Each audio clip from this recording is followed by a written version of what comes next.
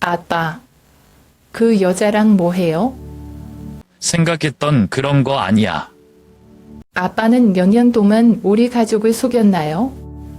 여러분, 오늘의 이야기는 단순한 가족 이야기가 아닙니다. 저희 아버지가 평생 동안 숨겨온 비밀, 그리고 40년 만에 찾아온 잃어버린 친구와의 재회. 이 감동적인 여정을 여러분과 함께 나누고 싶습니다. 끝까지 지켜봐 주세요. 저는 사진입니다. 올해 35살이고 서울에서 직장인으로 살고 있지만 제가 태어나고 자란 곳은 인천입니다. 인천은 서울처럼 번잡하지 않지만 소박하고 평화로운 매력이 있는 도시입니다. 그곳에서의 아침 풍경은 언제나 아버지, 박동원 씨의 모습과 함께 기억 속에 남아 있습니다. 아버지는 날씬한 체격에 항상 조금 숙인 어깨로 평생의 무게를 짊어진 모습이었습니다. 아버지는 40년 동안 택시 운전사로 일하셨습니다. 매일 아침 해가 뜨기도 전에 일어나서 가족을 위해 아침을 준비하시곤 했죠. 작은 부엌에서 나는 익숙한 냄새들, 오래된 알루미늄 팬에서 나는 소리, 오래된 밥솥에서 모락모락 피어오르던 쌀밥 냄새는 여전히 제 기억에 선명합니다. 아버지는 남은 반찬을 다시 데우면서 된장국을 젓는 소리와 함께 낮은 한숨을 쉬곤 하셨습니다. 그는 낡은 파란색 스웨터와 해진 회색 모자를 자주 쓰셨습니다. 출근하시기 전 아버지는 거실 구석에 작은 침구를 정리하고 두꺼운 안경을 닦는 것을 잊지 않으셨습니다. 어느 날 제가 물었습니다. 아빠, 왜 이제 그만 쉬지 않으세요? 너무 힘드시잖아요. 그러자 아버지는 미소 지으며 이렇게 대답하셨습니다. 수진아, 인생은 우연한 갈림길들이 아니란다. 모든 갈림길에는 이유가 있어. 그 말은 마치 아버지의 삶을 압축한 철학 같았습니다. 아버지는 항상 그 이유를 설명하지는 않으셨지만 그의 말과 행동 속에는 언제나 희생과 인내가 스며 있었습니다. 저에게 아버지는 조용한 영웅이었습니다. 그는 단순히 택시를 운전하는 사람이 아니라 우리 가족이 어려운 시기를 넘길 수 있도록 이끌어 주신 분이었습니다. 겨울철, 눈이 쏟아질 때도 아버지는 하얗게 뒤덮인 길을 따라 택시를 운전하며 가족을 위한 돈을 벌어오셨습니다. 아버지가 운전하신 택시는 오래된 현대 소나타로 가죽 시트가 여기저기 찢어져 있고 외부 도장은 긁힌 자국으로 가득했습니다. 그는 주로 인천 항구에서 번화가로 사람들을 태워 나르며 늘 온화한 미소를 지으셨습니다. 손님이 까다롭거나 날씨가 험난해도 그 미소는 변치 않았습니다. 한 번은 제가 10살 때 아버지가 택시로 저를 학교에 데려다 주시던 중이었습니다. 아버지는 항구 근처의 커다란 건물을 가리키며 말씀하셨습니다. 수진아, 여기서 아빠가 한 번 손님을 태운 적이 있었단다. 그분은 음악가였는데 집안 형편 때문에 학업을 중단해야 했대. 차에서 내리기 전에 그분이 아빠에게 자기 이야기를 들어줘서 고맙다고 하더구나. 그 말이 아빠에게 큰 위로가 됐단다. 그 당시 저는 그 말의 깊은 의미를 이해하지 못했지만 지금 생각하면 너무도 큰 교훈이 담겨 있음을 느낍니다. 아버지는 단순히 생계를 위해 택시를 운전한 것이 아니라 세상과 연결되기 위한 참고로 여기셨던 것 같습니다. 그는 항상 이렇게 말씀하시곤 했습니다. 사람들 사이의 연결이란 건 참 중요하다. 때론 그게 단지 한마디 말이거나 한 번의 시선일지라도. 주말이 되면 아버지는 일을 쉬고 가족들과 함께 집 근처 작은 공원으로 나가곤 했습니다. 아버지는 나무 아래에서 편의점에서 산 따뜻한 커피를 마시며 여유를 즐기셨고 어머니는 돗자리를 펴고 김밥과 과일을 꺼내셨습니다. 그 순간만큼은 아무 말 없이도 가족의 따뜻함이 마음 깊이 느껴졌습니다. 이런 소소한 기억 속에서 저는 삶의 단순함과 평범함이야말로 때로는 가장 큰 힘이 된다는 것을 배웠습니다. 그리고 제게 아버지는 삶의 모든 역경을 넘어설 수 있는 사랑과 믿음을 알려주신 위대한 스승이셨습니다. 우리 가족은 아주 단순했습니다. 어머니는 전업주부로 집안을 돌보셨고 아버지는 택시 운전을 하시며 가족의 생계를 책임지셨습니다. 저는 우리 집에서 둘째였고 형과 남동생이 있었습니다. 형 박수염은 지금은 공무원으로 안정적인 직장을 다니고 있고, 막내 동생 박민호는 인천의 한 중소기업에서 일하고 있습니다. 우리 가족은 늘 서로를 아끼고 의지하며 살아왔습니다. 하지만 그렇게 끈끈한 사랑과 연대감 속에서도 몇 번이고 극복하기 어려운 시련들이 찾아왔습니다. 어머니는 늘 말없이 가족을 위해 헌신하시는 분이었습니다. 그녀는 매일 새벽부터 일어나 밥상을 차리고 집안일을 하며 우리를 돌보셨습니다. 아버지가 늦게까지 일을 하고 돌아오실 때면 어머니는 밤늦게까지 깨어 계셨습니다. 아버지의 발걸음 소리를 들으면 바로 주방으로 가서 따뜻한 차를 끓여 내놓으시곤 했습니다. 오늘도 수고 많으셨어요. 어머니의 짧은 이 한마디는 아버지가 가장 큰 위로를 받는 순간이었을 겁니다. 형 수염은 어렸을 때부터 책임감이 강한 사람이었습니다. 그는 항상 저와 민호를 챙겨주었고, 아버지가 바쁠 때면 어머니를 도와 잠을 보거나 집안일을 도왔습니다. 제가 초등학교 5학년 때 시험은 방과 후 시간을 쪼개 아르바이트를 시작했습니다. 가족이 더 나은 삶을 살 수 있도록 조금이라도 보탬이 되고 싶었던 마음이 컸던 거죠. 그는 자기가 번 돈으로 저에게 첫 번째 손목시계를 사주며 이렇게 말했습니다. 수진아, 이건 너에게 주는 선물이야. 공부 열심히 해서 우리 가족을 더 빛내줘. 민호는 형과는 다른 방식으로 가족을 사랑했습니다. 그는 가족을 웃게 만드는 사람이었습니다. 어려서부터 장난기가 많았던 민호는 집안을 환하게 밝히는 존재였죠. 하지만 그는 항상 속 깊은 고민을 혼자 품고 있는 타입이었습니다. 아버지가 민호에게 넌 아직도 어린애 같다 라고 말씀하실 때마다 그는 조용히 고개를 숙였지만 그 눈빛엔 언젠가 가족을 위해 꼭 성공하고 싶다는 결심이 담겨 있었습니다. 우리 가족은 서로 사랑하며 함께 웃었지만 모든 게 순탄치만은 않았습니다. 특히 경제적으로 힘들었던 시절이 있었습니다. 민호가 초등학생이었을 때 아버지의 택시에 문제가 생겨 수리비가 많이 들었습니다. 그 당시 가족의 유일한 수입원이었던 아버지가 며칠간 일을 하지 못해 집안은 더 큰 어려움에 빠졌습니다. 어머니는 그때 우리를 위해 작은 반찬 가게를 시작하셨습니다. 새벽 시장에서 신선한 재료를 사다가 장아찌와 나물을 만들어 동네 주민들에게 팔곤 하셨지요. 저와 형도 어머니를 돕기 위해 학교가 끝난 뒤 가게로 달려갔습니다. 형은 손님들에게 물건을 전달하고 계산을 도왔고 저는 포장과 청소를 맡았습니다. 그 시절 우리는 힘들었지만 어머니가 웃으며 말씀하셨던 한마디는 지금도 잊을 수 없습니다. 가족이 함께라면 어떤 어려움도 이겨낼 수 있단다. 민호는 어머니의 가게에서 작은 도우미 역할을 하며 종종 손님들과 농담을 주고받았습니다. 그의 유쾌한 성격은 손님들의 마음을 사로잡았고 그 덕분에 가게는 조금씩 알려지기 시작했습니다. 아버지가 택시 일을 다시 시작하셨을 때쯤 어머니의 반찬 가게는 동네에서 작은 인기 장소로 자리 잡았습니다. 그 경험은 우리 가족에게 가족의 협력과 노력의 가치를 일깨워준 중요한 시간이었습니다. 어려움 속에서도 우리가 서로 의지하며 함께 이겨낼 수 있었던 이유는 바로 가족 간의 깊은 사랑과 신뢰 덕분이었습니다. 아버지의 묵묵한 헌신, 어머니의 강인한 사랑, 그리고 형제자매 간의 끈끈한 유대감은 우리를 다시 일어서게 했습니다. 이제 어른이 되어 돌아보니 그때의 어려움이 오히려 우리 가족을 더 단단히 묶어 주었음을 느낍니다. 우리가 서로에게 보여준 사랑과 노력은 오늘날 우리를 이토록 끈끈한 가족으로 만들어준 원동력이었습니다. 민호가 창업을 결심한 건 제가 28살 때였습니다. 당시 그는 누구보다 의욕적이었습니다.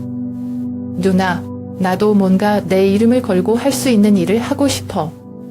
실패하더라도 그게 내 길인지 알아봐야겠어. 가족들은 걱정했지만 그의 결심이 강하다는 걸 알았습니다. 특히 아버지는 민호의 꿈을 위해 자신의 평생 저축을 내놓으셨습니다. 민호야, 이 돈은 아빠가 너를 믿고 주는 거다. 꿈을 이루려고 노력해라. 하지만 실패하더라도 가족이 있다는 걸 잊지 마. 민호는 음식 배달 스타트업을 시작했습니다. 그는 하루 종일 뛰어다니며 일했고 심지어 직접 배달도 도맡았습니다. 하지만 참업 6개월 만에 예상치 못한 일이 벌어졌습니다. 그의 사업 파트너가 투자금을 모두 들고 잠적한 겁니다. 아버지의 평생 저축과 민호의 꿈이 한순간에 날아갔습니다. 그날 이후 민호는 방 안에서 나오지 않았습니다. 그는 자책과 절망 속에서 조금씩 무너져 갔습니다. 누나, 내가 이렇게 어리석었어. 아빠 돈까지 날려버렸어. 가족들에게 어떻게 얼굴을 들고 살아가겠어? 그의 목소리는 점점 더 작아졌고 눈빛엔 생기가 사라져 갔습니다. 몇 주가 지나자 민호는 더욱 깊은 우울감에 빠졌습니다. 그는 가족들 앞에서 평소와 다름없는 척하려 했지만 밤이면 혼자 눈물로 베개를 적셨습니다. 내가 없어지는 게 가족에게 더 나을지도 몰라. 이런 말을 중얼거리는 그의 모습을 본 저는 너무 두려웠습니다. 그러던 어느 날 어머니는 민호 방에서 작은 쪽지를 발견하셨습니다. 쪽지에는 이렇게 쓰여 있었습니다. 가족들에게 미안해요. 더 이상 짐이 되고 싶지 않아요. 행복하세요. 쪽지를 본 어머니는 그대로 바닥에 주저앉아 흐느끼기 시작하셨습니다. 저는 쪽지를 읽고 심장이 철렁 내려앉았습니다. 아버지는 그 즉시 민호의 행방을 찾기 위해 모든 지인을 동원하셨고 혐은 민호가 갈 만한 곳을 찾아 밤새도록 뛰어다녔습니다. 민호를 찾은 건 인천항 근처의 다리 위였습니다. 차가운 바람이 불어오는 다리 끝에서 그는 고개를 숙이고 난간에 기대어 있었습니다. 민호야. 형과 제가 소리치며 달려갔지만 민호는 뒤돌아보지 않았습니다. 다리에 가까워질수록 그의 몸이 떨리고 있다는 걸 알 수 있었습니다. 왜 여기서 이러는 거야? 집으로 돌아가자. 혐은 민호를 붙잡으려 했지만 그는 한 발짝 더 난단쪽으로 움직였습니다. 나 때문에 가족이 이렇게 힘든데 내가 없어지면 다 나아질 거야. 형, 누나, 그리고 아빠, 엄마한테 미안해. 그의 말은 마치 칼처럼 우리의 가슴을 찔렀습니다. 저는 울음을 참으며 말했다. 민호야, 내가 없어지면 우리한테 남는 건 슬픔뿐이야. 내가 힘들면 힘든 대로 같이 이겨내야 가족이지. 아빠가 너한테 뭐라 했는지 기억 안 나? 실패하더라도 우린 같이 있을 거라고 했잖아. 민호는 한동안 말을 잇지 못한 채 난간을 붙들고 있었습니다. 형이 천천히 다가가 그의 팔을 붙잡았습니다. 우리랑 같이 집에 가자, 민호야. 잘못된 선택을 한다면 그건 우리 모두를 더 힘들게 할 뿐이야. 다행히도 우리는 민호를 병원으로 데려가는데 성공했습니다. 구급차가 도착하기 전까지 아버지는 민호를 꽉 안아주며 끊임없이 말했습니다. 민호야, 괜찮아. 너만 괜찮으면 된다. 우린 너를 포기하지 않을 거야. 병원에 도착하자마자 의사와 간호사들이 바쁘게 움직이며 민호를 응급실로 옮겼습니다. 우리 가족은 병실 밖에서 초조하게 기다렸습니다. 어머니는 손을 꼭 모으고 눈물을 흘리셨고 혐은 한쪽 벽에 기대어 아무 말도 하지 못한 채 바닥을 응시하고 있었습니다. 아버지는 침착하게 보이려 애썼지만 그의 떨리는 손이 그의 불안을 말해주고 있었습니다. 몇 시간이 지나고 의사가 나와 우리에게 다가왔습니다. 다행히 상태가 안정되었습니다. 하지만 정신적인 회복을 위해 지속적인 치료가 필요합니다. 그 말을 듣자마자 어머니는 자리에서 풀썩 주저앉으며 안도의 눈물을 흘렸습니다. 민호가 병실로 옮겨진 후 우리는 모두 그의 곁으로 모였습니다. 참백한 얼굴로 누워있는 민호를 보며 어머니는 그의 손을 잡고 흐느끼기 시작했습니다. 민호야, 엄마가 널 지켜주지 못해서 미안해. 형도 한쪽에 앉아 조용히 눈물을 흘렸습니다. 그러나 아버지는 달랐습니다. 그는 울지 않았습니다. 대신 민호의 침대 옆에 앉아 밤새도록 그의 손을 잡고 있었습니다. 민호가 잠에서 깨어나지 않은 채로 누워있는 동안 아버지는 나지막한 목소리로 말했습니다. 민호야, 어떤 일이 있어도 우린 가족이다. 내가 우리를 떠난다면 우리에게 남는 건 슬픔뿐이야. 내가 얼마나 소중한지 잊지 말아라. 이겨낼 수 있다. 우리가 함께 할 테니까. 그날 밤 아버지는 한순간도 민호의 곁을 떠나지 않았습니다. 어머니와 형은 잠시 휴식을 취하러 병실을 나갔지만 아버지는 자리를 지키며 그의 손을 놓지 않았습니다. 내가 얼마나 힘들었는지 안다. 하지만 이게 끝이 아니다. 다시 시작할 수 있다. 우리 가족이 너와 함께 할 테니까. 아버지의 목소리는 단단했고 그 말은 마치 민호의 마음속 깊은 곳까지 울려 퍼지는 것 같았습니다. 다음 날 아침 민호가 천천히 눈을 떴습니다. 그는 주변을 둘러보며 자신을 둘러싼 가족들의 얼굴을 보았습니다. 그리고 처음으로 조용히 말했습니다. 미안해요, 다들. 그의 목소리는 약했지만 그 안에는 가족에게 전하는 진심 어린 후회와 고마움이 담겨 있었습니다. 그 후 며칠간 민호는 병원에서 치료를 받으며 가족의 사랑을 다시 느끼기 시작했습니다. 특히 아버지의 존재는 그에게 큰 힘이 되었습니다. 아버지는 매일같이 병실에 와서 민호와 대화를 나눴습니다. 민호야, 실패는 누구나 겪는 거다. 중요한 건 그걸 어떻게 극복하느냐야. 이번에는 우리가 함께 극복하자. 민호는 아버지의 말을 들으며 조금씩 자신을 용서하기 시작했습니다. 그는 병실 창문 밖으로 비치는 햇살을 보며 작게 웃으며 말했습니다. 다시 시작할 수 있을까요, 아버지? 아버지는 그 말을 듣고 환하게 웃으며 대답했습니다. 당연하지. 내가 우리 가족이라는 사실만으로 충분하다. 우리는 항상 널 응원할 거야. 민호는 퇴원 후 상담 치료를 받기 시작하며 천천히 자신의 삶을 다시 정리해 나갔습니다. 가족들은 그의 곁에서 언제나 지지와 사랑을 아끼지 않았습니다. 민호의 회복은 한순간에 이루어진 것이 아니었지만 그 과정은 우리 가족에게 진정한 의미의 사랑과 용서를 배우게 해주었습니다. 민호가 점차 회복되던 어느 날, 집안에서 우연히 오래된 앨범을 발견했습니다. 앨범은 낡고 바랜 가죽으로 덮여 있었고 그 안에는 오래된 가족 사진과 함께 우리가 본 적 없는 사진들이 담겨 있었습니다. 한 장의 사진이 특히 눈길을 끌었습니다. 사진 속에는 젊은 시절의 아버지와 한 남자가 어깨를 나란히 하고 있었습니다. 사진 뒷면에는 작은 글씨로 이렇게 적혀 있었습니다. 박동환과 김준혁 서울 1978. 저는 궁금증을 참지 못하고 바로 아버지에게 사진을 보여드렸습니다.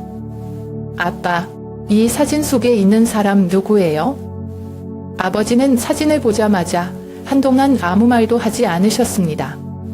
그의 눈빛은 복잡한 감정으로 가득 차 있었고 한참 동안 사진 속 인물을 바라보았습니다. 마침내 그는 깊은 한숨을 내쉬며 입을 열었습니다. 저 사람은 김준혁이다. 내 가장 친한 친구였지. 아니, 친구를 넘어 형제 같았던 사람이다. 아버지는 차분한 목소리로 과거 이야기를 들려주기 시작했습니다. 1970년대에 내가 서울에서 살던 시절, 준혁이랑은 거의 매일 같이 시간을 보냈다. 같이 웃고, 같이 울고, 서로의 꿈을 나누던 그런 사이였어.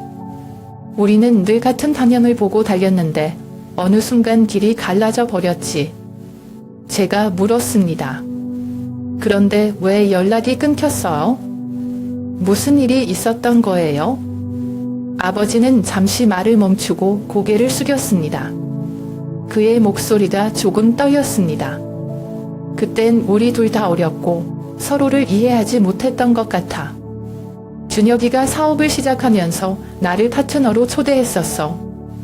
나는 그게 기회라고 생각했지. 하지만 그 사업이 실패로 끝나고 우리 사이도 그렇게 끝이 나버렸어. 나도 준혁이도 서로를 탓했지만 사실 그 누구의 잘못도 아니었어. 우리가 아직 철이 없었을 뿐이지. 그는 깊은 한숨을 내쉬며 다시 사진을 내려다보았습니다. 그 뒤로 준혁이와 연락이 끊겼어. 어디로 갔는지도 몰랐지. 내가 택시 운전을 시작한 이유 중 하나는 준혁이를 다시 만나기 위해서였어. 서울과 인천을 오가며 손님들을 태우다 보면 언젠가는 만날 수 있을 거라 생각했거든.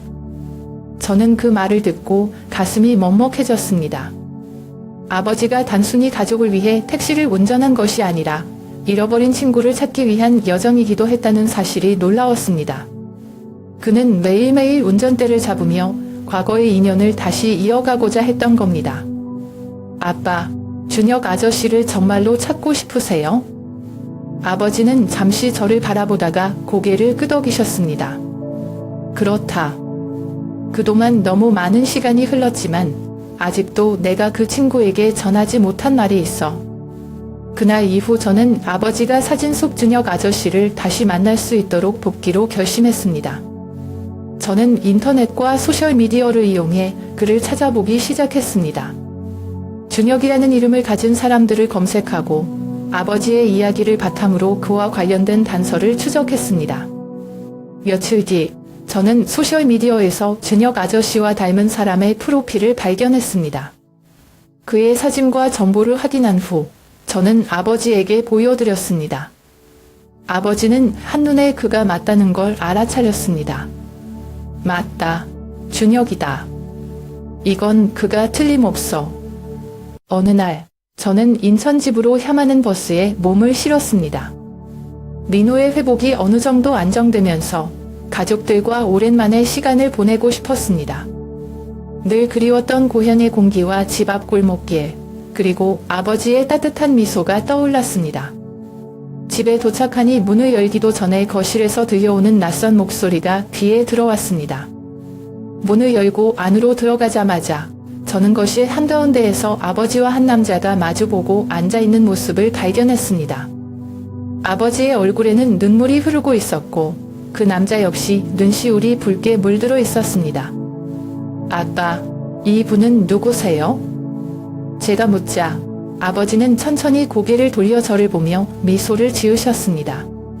수진아, 소개할 사람이 있다. 이 분이 바로 내가 40년 동안 찾고 있던 친구, 준혁이다. 그 말에 저는 순간 멈춰 섰습니다.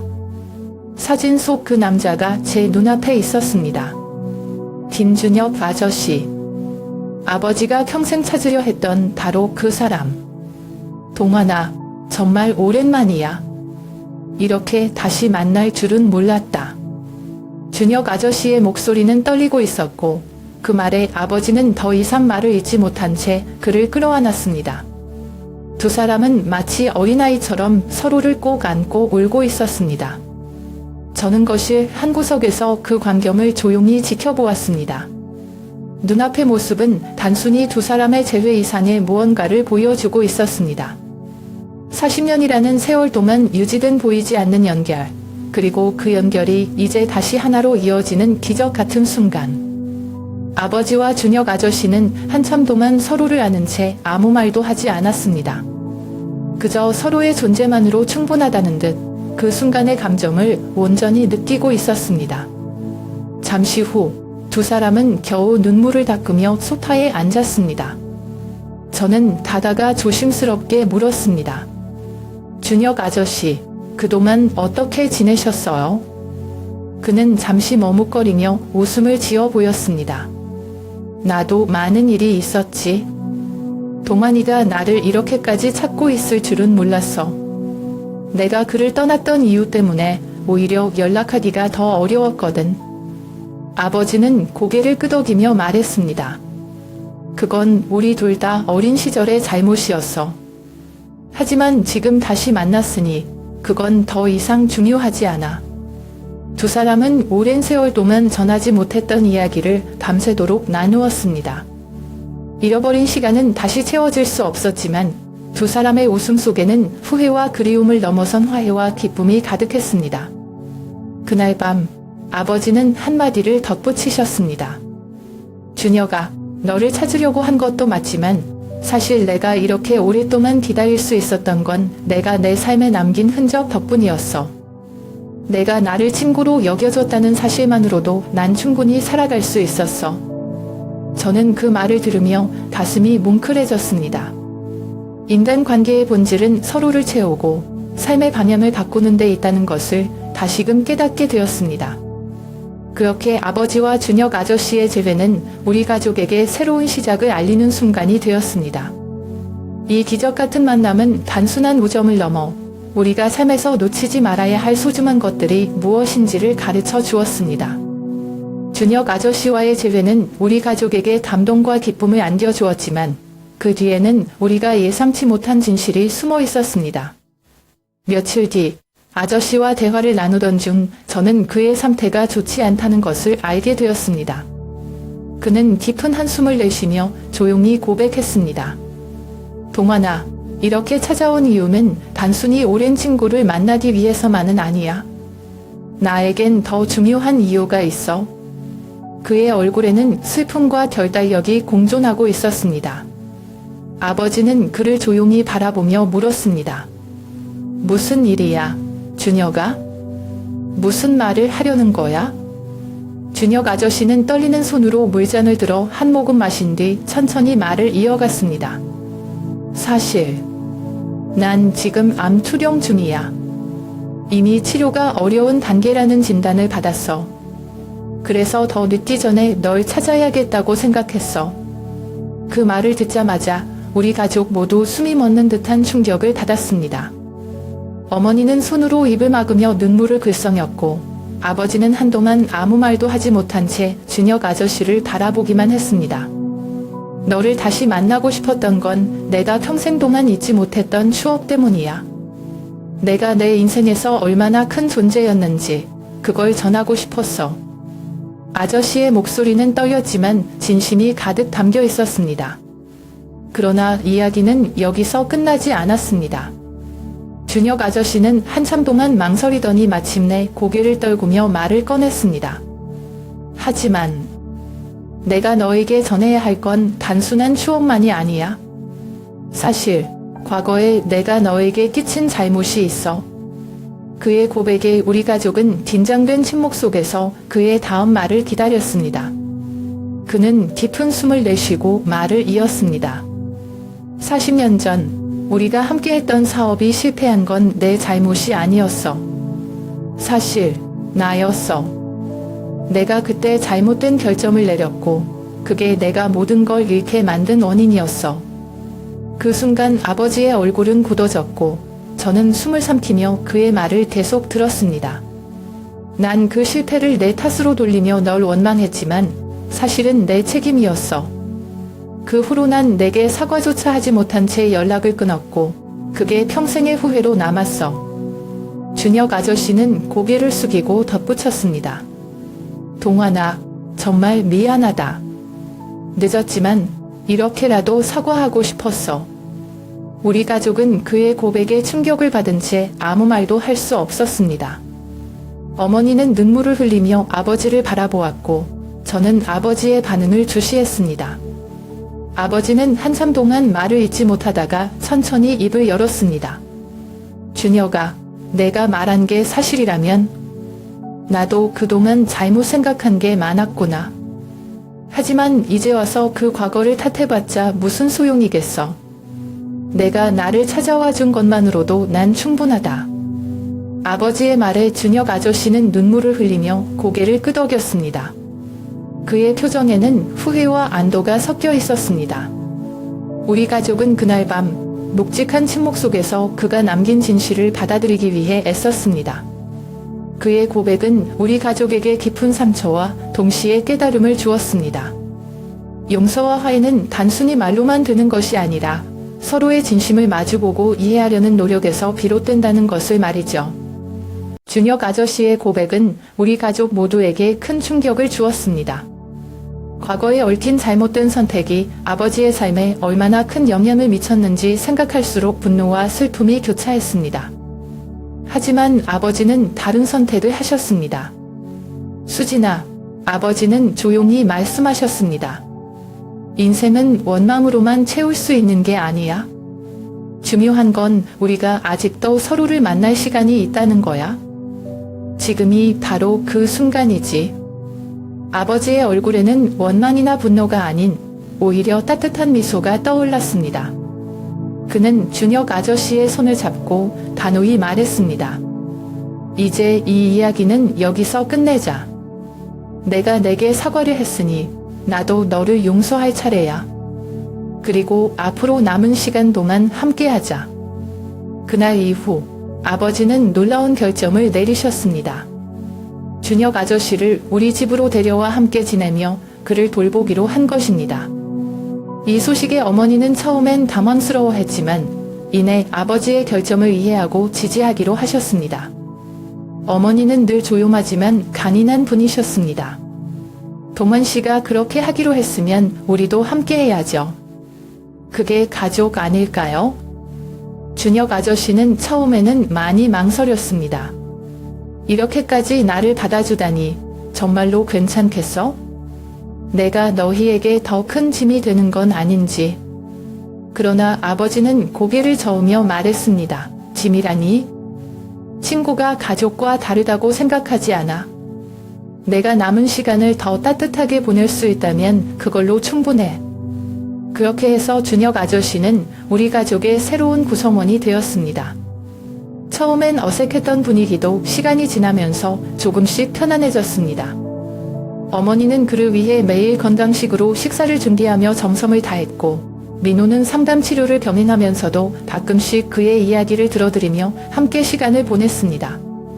저는 이런 모습을 보면서 아버지를 더 존경하게 되었습니다. 그는 자신이 겪었던 아픔을 넘어 그 이상으로 베풀고 용서할 수 있는 힘을 가진 사람이었습니다. 어느 날 밤 아버지와 마주 앉아 물었습니다. 아빠, 왜 이렇게까지 하시는 거예요? 솔직히 화나거나 억울한 마음은 없으세요? 아버지는 한참을 생각하더니 대답하셨습니다. 물론 처음엔 나도 힘들었지. 하지만 수진아, 사람은 결국 관계 속에서 사는 거야.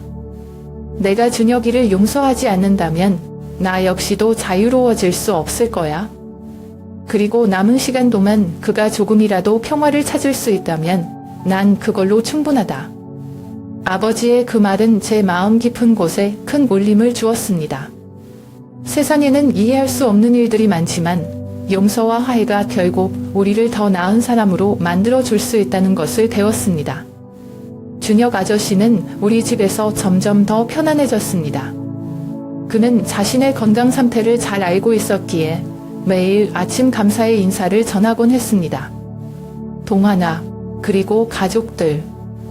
이렇게 따뜻하게 대해줘서 정말 고마워. 너희 덕분에 내 마지막이 이렇게 행복할 수 있을 줄은 몰랐어. 그의 말은 우리 모두를 웃게 했습니다.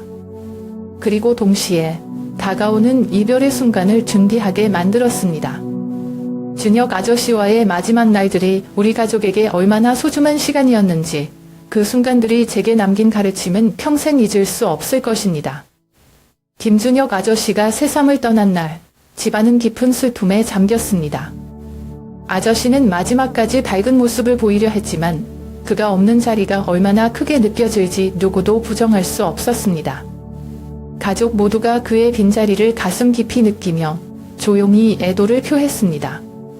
그런데 아저씨가 남긴 뜻밖의 선물이 우리를 기다리고 있었습니다. 장례식이 끝난 후 변호사를 통해 전달된 그의 유언에는 모든 재산을 아버지에게 남긴다는 내용이 있었습니다. 동환아, 이 돈은 내가 너에게 갚아야 할 빚이다. 너를 찾고 용서를 받은 것만으로도 내게는 너무 큰 선물이었어. 이제 이 돈으로 너와 내 가족이 더 나은 미래를 만들어가길 바란다. 이 놀라운 소식을 들었을 때 우리 가족 모두는 말문이 막혔습니다. 아저씨가 남긴 돈은 그가 평생 동안 모은 전 재산으로 우리 가족에게는 새로운 기회를 제공하는 귀한 선물이었습니다. 아버지는 조용히 그 유언장을 읽으며 눈물을 흘리셨습니다.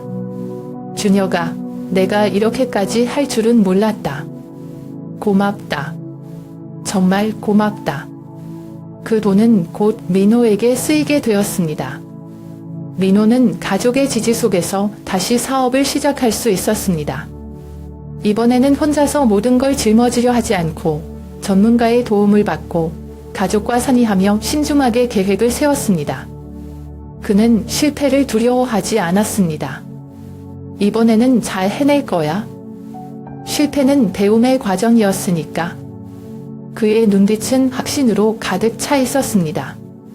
민호의 재도전은 단순히 개인적인 성취가 아니라 우리 가족 모두에게 새로운 희망을 주었습니다.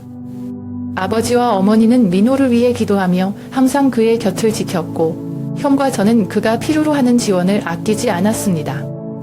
결국 민호는 두 번째 도전에서 성공을 거두며 안정적인 기반을 마련했습니다. 한편 저는 이 모든 과정을 지켜보며 제 자신의 삶에 대해 깊이 생각하게 되었습니다. 민호가 새로운 출발을 하는 모습을 보며 저 또한 제 삶의 방향을 고민하기 시작했습니다. 나도 내 가족을 만들어야 하지 않을까? 그 질문은 제 마음속에 깊게 자리 잡았고, 저는 미래의 가족에 대해 구체적으로 계획하기 시작했습니다. 시간이 흘러 민호는 새로운 사업에서 성공을 거두었고, 저는 결혼을 준비하며 새로운 삶을 향한 발걸음을 내딛었습니다. 우리 가족은 그 어느 때보다도 단단히 결속되었고, 서로의 존재가 얼마나 큰 힘이 되는지 다시금 깨닫게 되었습니다. 아버지의 말씀은 여전히 제 머릿속에서 맴돌았습니다. 인생은 우연만으로 이루어지지 않아. 모든 만남과 사건에는 이유가 있어. 김준혁 아저씨와의 만남, 그리고 그로 인해 펼쳐진 우리 가족의 새로운 시작은 아버지의 이 말을 증명해 주는 것 같았습니다. 저는 그날 밤 아버지와 함께 조용히 차를 마시며 물었습니다. 아빠, 이번 일로 배운 게 참 많아요. 준혁 아저씨가 우리에게 남긴 게 단순히 돈이 아니라 삶에 대한 가르침 같아요. 아버지는 미소를 지으며 고개를 끄덕이셨습니다. 그래, 수진아. 관계가 없었다면 이 모든 건 없었을 거야. 우리는 서로를 통해 배우고 서로를 통해 성장하지. 그날 이후 저는 인간관계의 소중함과 그 안에 담긴 힘을 더 깊이 이해하게 되었습니다. 삶은 예측할 수 없는 사건들로 가득하지만 그 안에서 빛이 되어주는 건 언제나 우리를 지켜주는 소중한 사람들입니다.